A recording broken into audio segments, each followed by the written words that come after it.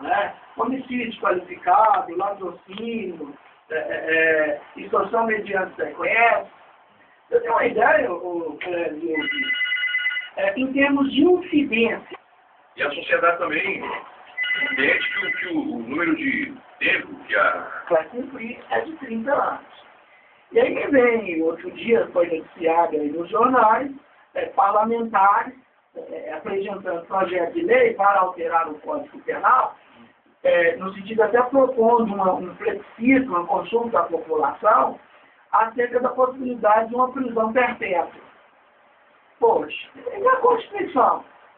A Constituição prevê que o máximo da pena são 30 anos.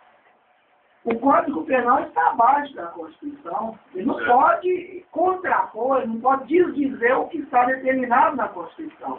Então, para ser alterado isso, para ser, por exemplo, aumentado aí para 50 anos, ou como foi apresentado alguns projetos de prisão perpétua para determinados crimes, nós teríamos que ter uma outra Constituição. E talvez não fosse o caso, doutor Wilson, da gente, enquanto brasileiros, batalhar, talvez, não digo mexer em toda a Constituição, mas uma emenda a essa Constituição, nesse sentido? Nesse ponto não é cabível nem a emenda. Deixa eu explicar por quê. A punição máxima de 30 anos é um direito individual, uma garantia individual. Entendi. Garantia individual entenda como direito fundamental. Todo cidadão tem. Sendo direito fundamental, está disposto na Constituição, no artigo 60, parágrafo 4, certo, que trata-se de cláusula pétrea. É dizer, esse direito fundamental, essa garantia individual, não pode ser alterada, nem por emenda à Constituição. Só no caso de outra Constituição. Exatamente. Só no caso de um novo poder constituinte originário, em que os parlamentares vão discutir, vão criar uma nova Constituição para ser alterado isso. Então, antes de 1988, dessa Constituição que está vigente aí, me parece que os presos ficavam mais tempo detidos. Me parece que existia no Brasil, já houve uma época que nós tivemos aqui prisão perpétua. Antes da Constituição de 88, nós vivemos os anos de chumbo, né? Foram 20 anos, 20 e poucos anos de ditadura militar. Então, o que o presidente ou que os governantes determinavam, cumpria, não tinha lei. Era o governo militar. Então, prevalecia o entendimento daqueles que estavam governando. Naqueles tempos, doutor Wilson, a criminalidade do Brasil, lógico que estamos vivendo outros tempos, com a população maior ainda do que aquela, quase o dobro. A criminalidade, proporcionalmente falando, era maior ou menor em termos estatísticos? Não, bem maior nos dias atuais. Considerando as estatísticas, isso é minha pergunta, mas considerando exatamente essas estatísticas, é bem maior. E eu posso justificar essa característica, essa condição de ser uma criminalidade maior, em função, inclusive, dos dias. Um mundo de um capitalismo exacerbado, em que o sujeito quer ter a todo custo bens, etc. Fulano de tal tem, Beltrano não tem. Esse sujeito Beltrano que não tem, nunca teve escola, nunca teve estudos. Daí justifica os crimes patrimoniais pelos crimes de maior ocorrência. Crimes patrimoniais e tráfico de drogas. Tráfico de drogas, infelizmente, é em função do dinheiro fácil, do retorno financeiro fácil. O senhor, enquanto advogado criminalista e professor de direito, como é que o senhor enxerga uma saída para essa questão do controle do tráfico de drogas, do comércio ilegal, ilícito de entorpecentes no país? Entendo, mais ou menos. Vou voltar lá à nossa primeira resposta. Trabalho preventivo. Trabalho de educação, trabalho familiar, no seio familiar, educação na família, escola, emprego, uma remuneração condizente com o trabalho exercido desse sujeito. Só assim nós vamos diminuir. Eu não digo que nós vamos acabar, não, porque não tem jeito. Porque se trata de um problema de saúde pública. Exatamente. Se vicia, mesmo sendo rico, no passado, né? Nós estamos conversando hoje com o Dr. Wilson Dantas, que é advogado criminalista, professor de Direito Penal e Processo Penal da Universidade de Uberaba. E nos está dando essa entrevista aqui. Nós vamos voltar depois do intervalo com a segunda parte da entrevista, onde nós vamos falar sobre esse novo Código Penal que vem aí e as mudanças que virão nele. Daqui a pouco. Está de volta então, agora são 1h mais 16. Voltamos a conversar com o Dr. Whitson Dantas, que é advogado criminalista e professor de Direito Penal e Processo Penal da Universidade de Uberaba, hoje falando sobre Código Penal, Processo Penal. Tem uma diferença, né, Dr. Whitson, entre Código Penal e Processo Penal. Nós, enquanto leigos, não sabemos disso. Explica para a gente. Perfeito. O Código Penal, que é uma legislação de 1940, no Código Penal está tutelado os crimes. A tipificação dos crimes. Exatamente, os tipos penais, as diversas tipificações dos crimes. Exemplo, homicídio, furto, roubo, latrocínio, etc. Está no Código Penal. Certo. Já o Código de Processo Penal está determinado a legislação processual penal, é dizer, cometido o crime, o Estado tem que julgar, condenar e depois aplicar a pena. Só que ele não pode imediatamente, logo após o cometimento do crime, fazer isso de forma sumária. Ele tem que seguir um procedimento, que é o que está determinado, exatamente. No caso, que é o que está determinado no Código de Processo Penal. Vamos usar um exemplo, o caso da Mércia Nakashima. Perfeito. Né? Ela foi assassinada e é praticamente sabido quem foi o autor. Possivelmente o ex-namorado de Israel. Então, o senhor está dizendo aí, o rito seria suprir o rito que nesse contexto, trata-se de um homicídio. Homicídio é um crime doloso contra a vida. Nos termos da Constituição, um crime doloso contra a vida terá um processo e um julgamento pelo tribunal do júri. É um julgamento chamado pelos seus pares. É julgado pela coletividade. Nós teremos lá no final, no plenário, 7 jurados que vão julgar aquele acusado. Ele funciona da seguinte forma: o sujeito foi indiciado, foi para o judiciário, o promotor de justiça vem e oferece denúncia. Nós temos uma primeira fase desse processo tribunal do júri, em que se encerra com a pronúncia. A pronúncia é um termo técnico que significa reconhecimento da materialidade do crime e reconhecimento de indícios de autoria. Que é possivelmente o autor, no nosso exemplo, o Misael e o compasso. O Misael Pinto e o compasso. Sendo pronunciado, aí vai ser agendado um julgamento pelos jurados. São os 7 jurados escolhidos naquela coletividade. E eles vão dizer se o sujeito é acusado, é condenado ou absolvido.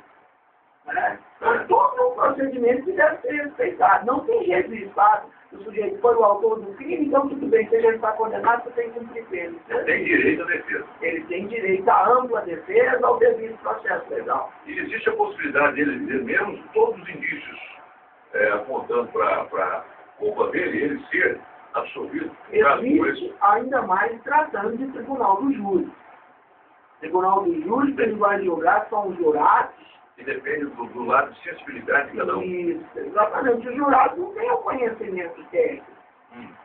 Os jurados vão participar ali daquele plenário, tem ali a acusação 2 horas para defender a tese de acusação, pleiteando uma condenação, depois vem a defesa por igual tempo, tem que defender uma absolvição, e os jurados, de acordo com aquilo que foi falado ali, eles vão dizer sim ou não. Praticamente, então, fica nas mãos do advogado de defesa. E da acusação. Da qualidade dele quanto advogado. Eu costumo dizer para os meus alunos, e aí é questão técnica, que o tribunal do júri, o julgamento pelos jurados, pode ideia de justiça. Por quê? Em função da decisão do ser técnico. Envolve muito também do teatro ali, né? Aí que entra a arte do direito. Da argumentação, a arte do direito, a arte da argumentação, da esperteza, o advogado fica de olho ali no momento que a acusação está falando. Qualquer desvio da acusação, ele vai aproveitar aquele desvio para chegar a uma absolvição.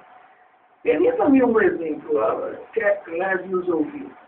Teve um caso, salvo melhor juiz, em Uberlândia, isso na década de 40, que o promotor utilizou bem. Todo mundo está dizendo que não há homicídio sem corpo.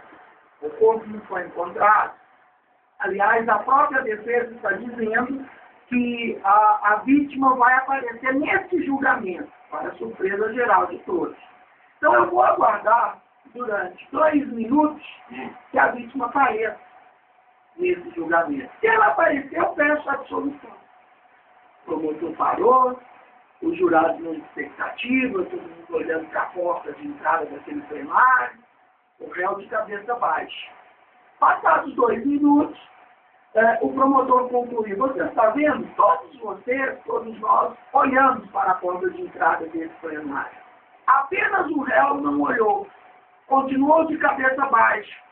Quer dizer, ele é o único que tem certeza que ela está morta. Portanto, peço vocês que pleiteiem a justiça condenando esse sujeito. São detalhes muito pequenos que definem o caso. Perceberam? A situação é um teatro, é certeza ali no plenário.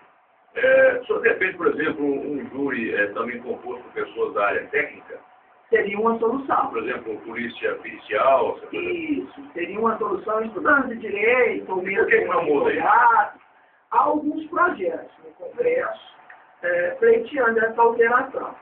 Não pode ser suprimido o julgamento pelo Tribunal do Júri, os jurados, mas pode ser alterada a forma. Entendi. Não apenas o jurado livre. No caso da Elisa Samúdio, por exemplo, tem aqui no site dela hoje, novo advogado de Bruno diz que Elisa foi vista no Rio Grande do Norte. O que o senhor acha disso? Aqui é que, de repente, é uma estratégia do advogado, nós estamos lá no plenário, utilizar o que eu acabei de comentar, que o promotor utilizou. Esse caso que eu contei agora foi no Uberlândia e foi verídico. Exato. E de repente, vamos usar a nossa imaginação. Suponhamos que a Elisa Samúdio, ela quis dar uma lição em rede nacional para todo mundo ver. E ela aparece de repente. O que aconteceria com ela, judicialmente falando, e com ele? Tá, com o Bruno, a tendência dele ser absolvido.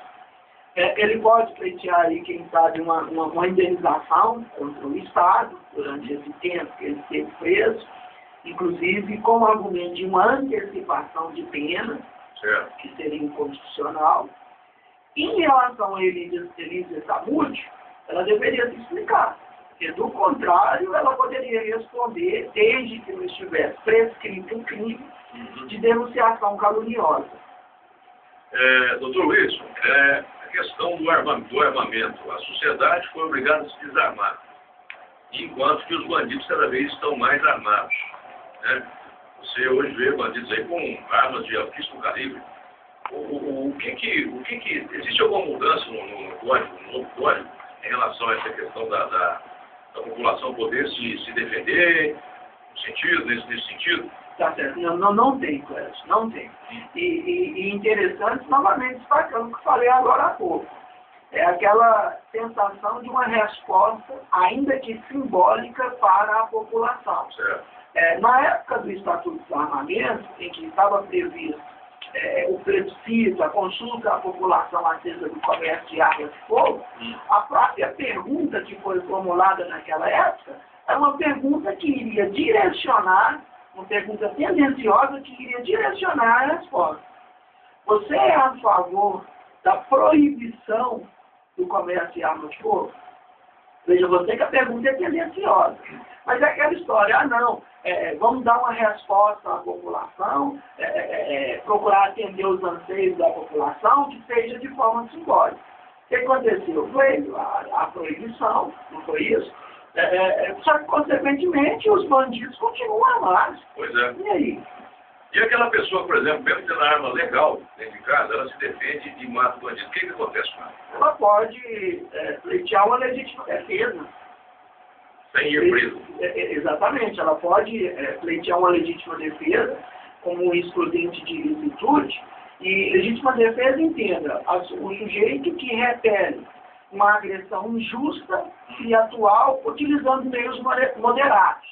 Certo. E aí é que está esse detalhe de meios moderados. Você matou porque ele ia te matar? Isso seria meios moderados. Sim, Você matou porque ele ia te agredir?